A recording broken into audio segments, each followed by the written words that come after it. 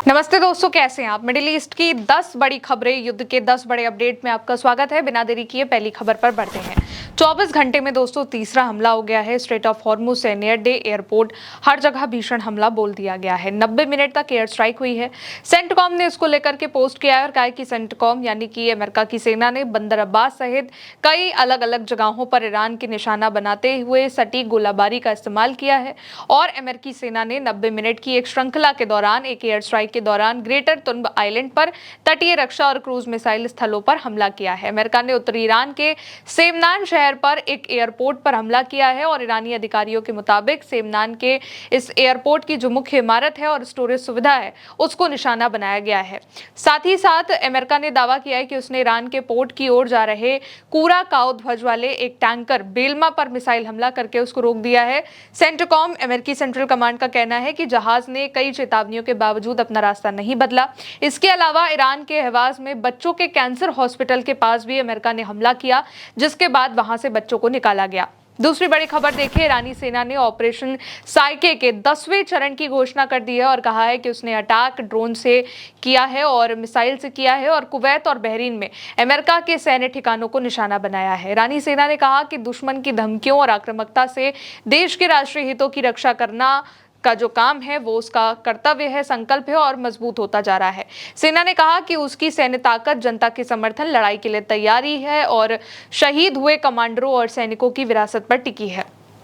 हमलों के एक दौर में ईरानी ड्रोन ने बहरीन के शेख ईसा एयरबेस पर, कम्युनिकेशन सिस्टम पर, सुपर हॉक रडार इंस्टॉलेशन पर, पैट्रियट एयर डिफेंस सिस्टम को निशाना बनाया है और सेना ने बताया कि पिछले ड्रोन और मिसाइल हमलों में इस बेस को पहले ही काफी नुकसान पहुंचा था और ईरान की सेना के मुताबिक उन्होंने कई सारे ड्रोन का इस्तेमाल किया है। कुवैत के अली अल सलेम एयरबेस पर, अमेरिका के रडार सिस्टम पर, पैट्रियट एयर डिफेंस बैटरी पर और फ्यूल स्टोरेज सुविधाओं पर हमला किया है।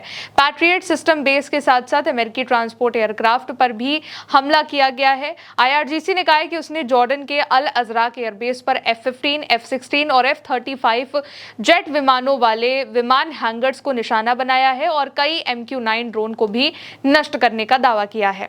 अब तीसरी बड़ी खबर, ईरान के बंदर अब्बास के पोर्ट के पास अमेरिका का लूकस ड्रोन जो है चीथड़े की हालत में मिला है। खबर देखिए, ईरान के बंदर अब्बास के पास जो पोर्ट है, बंदरगाह है, वहां पर अमेरिका का FLM-136 लूकस कामिकेज ड्रोन का मलबा मिला है। लूकस असल में ईरान के शायद 136 ड्रोन का अमेरिकी वर्जन है जो कि कम कीमत वाला वन वे अटैक ड्रोन है। जिस तरीके से ईरान का शाहेद ड्रोन अटैक करके फट जाता है, वैसे ये लूकस ड्रोन भी अमेरिका ने बनाया, लेकिन अब इसके चीथड़े उड़ गए हैं और ये बंदर अब्बास के पोर्ट के पास बुरी हालत में इसका जो मलबा है वो मिला है। अगली बड़ी खबर, चौथी बड़ी खबर, ईरान ने नए एयरक्राफ्ट का जखीरा निकाल लिया है। कामिकाजे ड्रोन्स के नए वर्जन लॉन्च कर दिए गए हैं जिसके भयानक अटैक हुआ है। तबाही की सैटेलाइट इमेज भी आई है। आईआरजीसी ने छोटे कामिकाजे ड्रोन की एक नई सीरीज पेश करी है। दावा किया है कि कुवैत पर हुए हमले में इनका इस्तेमाल किया गया। आईआरजीसी के ड्रोन कमांड का यह कहना है कि ये नए सुसाइडल ड्रोन छोटे हैं लेकिन असरदार हैं और इन्हें कई तरह के ऑपरेशनल कामों के लिए डिजाइन किया गया है। यह हमला नज्म अब्दुल्ला खालिद की याद में किया गया था जो कि एक इराकी नागरिक थे और आईआरजीसी का दावा है कि हाल ही में कुवैत की सरकार ने उनकी हत्या कर दी थी। सैटेलाइट इमेजरी से भी पता चला है कि कुवैत के मीना अब्दुल्ला औद्योगिक क्षेत्र में एक गोदाम में ईरानी ड्रोन के हमले के बाद वो पूरी तरीके से नष्ट हो गया है।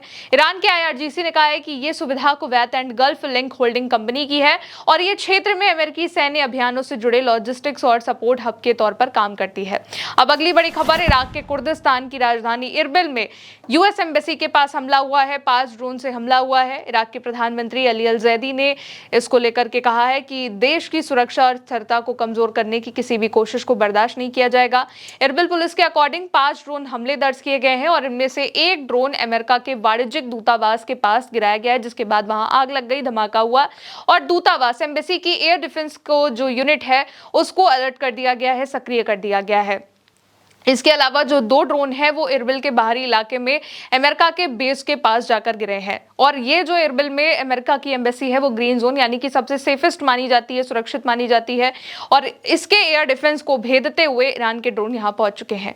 अब अगली बड़ी खबर देखिए, ट्रंप ईरान में अमेरिका के मिलिट्री ऑपरेशन बढ़ाने पर सोच रहे हैं, विचार कर रहे हैं और इसमें जमीनी सेना का इस्तेमाल करने की बात यानी कि ग्राउंड ऑपरेशन, ग्राउंड ट्रूप्स उतारने की बात कही जा रही है और एक गुप्त न्यूक्लियर साइट पर बमबारी करने करना भी शामिल है। खबर देखिए, वॉशिंगटन जर्नल के अकॉर्डिंग ट्रंप ने सिचुएशन रूम में मंगलवार को मीटिंग करी, जिसमें तनाव बढ़ाने वाले 3 जो ऑप्शन है उस पर चर्चा हुई है। पहला, अमेरिका के सैनिकों का इस्तेमाल करके खर्ग आइलैंड, जो कि ईरान का मुख्य तेल निर्यात केंद्र है, वहां पर कब्जा करना। दूसरा, पिकेक्स माउंटेन पर बमबारी करना। ये न्यूक्लियर काम से जुड़ा एक बहुत मजबूत टनल कॉम्प्लेक्स है और इसे कूहे कुलांग भी वहां की स्थानीय भाषा में कहा जाता है, जिसे अमेरिका ने अभी तक निशाना नहीं बनाया है। तीसरा, एयर स्ट्राइक का दायरा बढ़ाकर उसमें एनर्जी साइट्स को भी शामिल करना।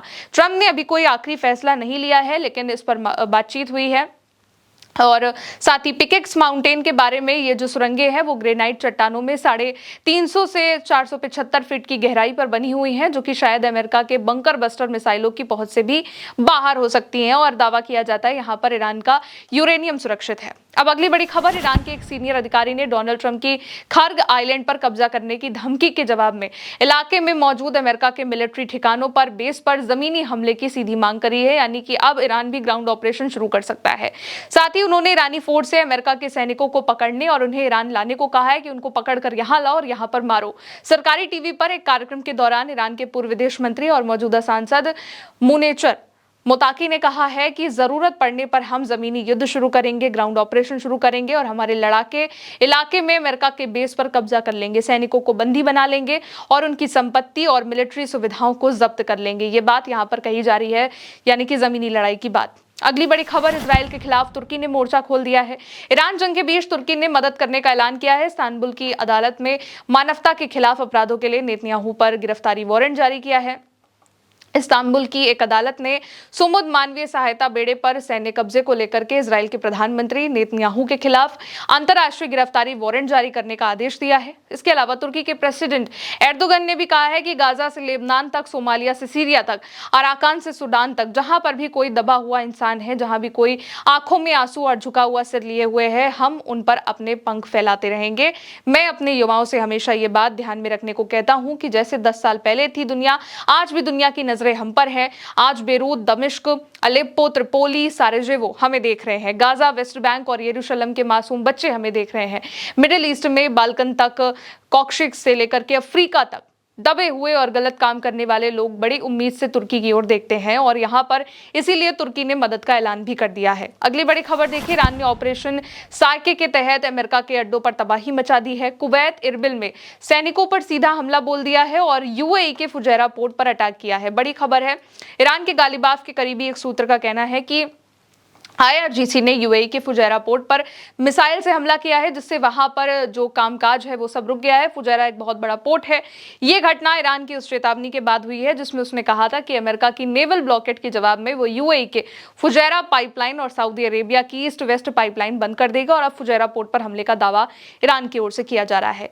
अगली बड़ी खबर, इजराइल में ईरान के जासूस ने सेना में घुस करके जितनी भी जानकारी है वो ईरान तक पहुंचा दी है और सेंसिटिव खुफिया जानकारी लीक कर दी है। ईरान के लिए जासूसी करने पर इजरायली सैनिक को 5 साल की सजा दी गई है।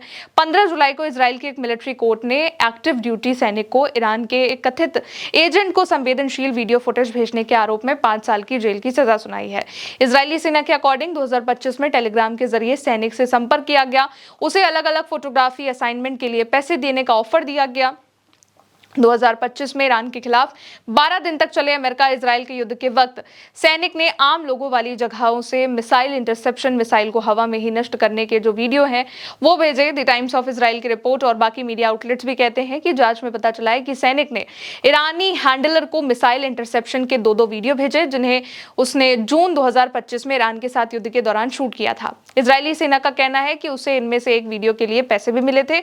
शिन बेट मिलिट्री पुलिस और इजराइल पुलिस की जांच के बाद सैनिक को विदेशी एजेंट के संपर्क में रहने और दुश्मन के फायदे की जानकारी देने का दोषी पाया गया है और अब 5 साल की जेल की सजा सुना दी गई है। तो इस तरीके से जो बड़े हमले हैं वो हो रहे हैं। 24 घंटों में लगातार तीसरी चौथी बार अमेरिका की ओर से हमला किया गया है। 90 मिनट तक लगातार ये हमले हुए हैं। लेकिन अब बड़ी बात यह है कि जब अमेरिका कह रहा है कि वो खर्ग आइलैंड पर कब्जा करेगा, जमीन पर सैनिक उतारेगा, तो ईरान की ओर से भी कह दिया गया है कि हम अपने सैनिकों को ऑर्डर दे देंगे कि जहां कहीं पर भी अमेरिका के अड्डे हैं वहां पर घुसो, उन्हें मारो और वहां से अमेरिका के सैनिकों को लेकर आओ, ईरान तक लेके आओ। यानी कि ग्राउंड ऑपरेशन की भी जो तैयारी है वो भी शुरू हो चुकी है। अमेरिका के जो लूकस ड्रोन है उनके चीथड़े पड़े हुए मिल रहे हैं, बंदर अब्बास के पोर्ट के पास मिले हैं। दूसरी तरफ ईरान की ओर से एक बड़ा दावा यह भी किया गया है कि अमेरिका के फाइटर जेट जैसे कि F-15, F-16 और F-35 उनका जो हैंगर है, MQ-9 जो ड्रोन हैंगर है, वहां पर ईरान ने धावा बोल दिया है और कई एयरक्राफ्ट भी ध्वस्त कर दिए हैं। फिलहाल मेरे साथ इन 10 बड़ी खबरों में इतना ही। देखते रहिए उल्टा चश्मा यूसी। नमस्ते।